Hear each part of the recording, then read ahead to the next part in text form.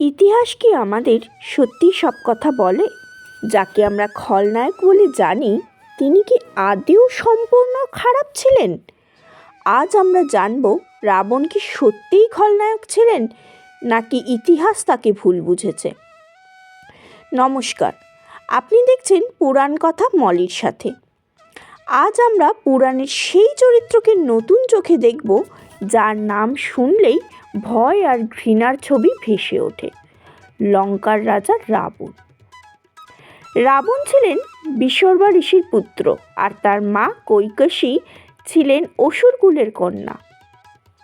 ব্রাহ্মণ পিতার জ্ঞান আর অসুর মায়ের শক্তি, এই দুই মিলেই জন্ম নেয় রাবণ।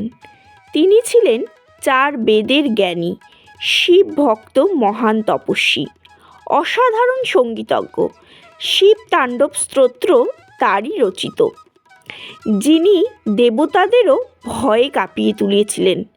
তার বিদ্যা আর তপস্যা কি উপেক্ষা করা যায়?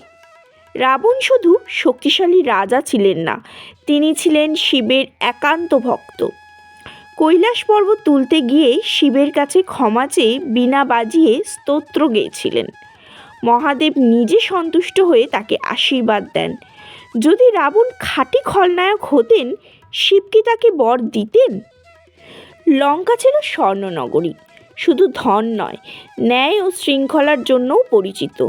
নারীদের সম্মান ছিল বাধ্যতামূলক, প্রজারা সুখী ছিলেন, ধর্মহীনতা সহ্য করা হতো না। রাবণ কখনো কোনো নারীকে জোর করে স্পর্শ করেননি। কথিত আছে সেটা অবশ্য অভিশাপের কারণে। যাই হোক, সীতাকে অপহরণের পরেও অশোক বনে রাখেন, সম্মান বজায় রাখেন। তবে প্রশ্ন আসে, তাহলে তিনি ভুল করেন কোথায়? নিজের শক্তির উপরে অতিরিক্ত বিশ্বাস, কাউকে পরামর্শ গ্রহণ না করা, কামনা ও প্রতিশোধ। শূর্পণখার অপমান রামের বিরুদ্ধে প্রতিশোধ। রাবণের পতন ঘটায় তার অহংকার, না জেনে তার জ্ঞান ও ভক্তি।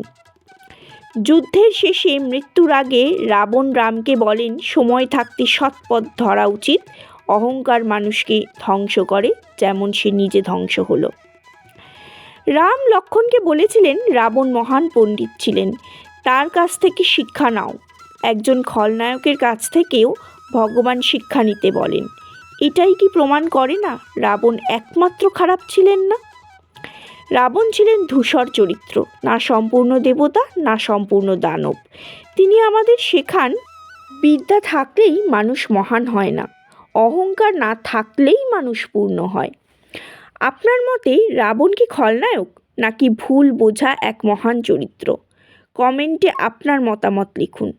ভিডিও ভালো লাগলে শেয়ার করুন আর সাবস্ক্রাইব করুন পুরাণ কথা মলির সাথে। জয় শ্রীরাম।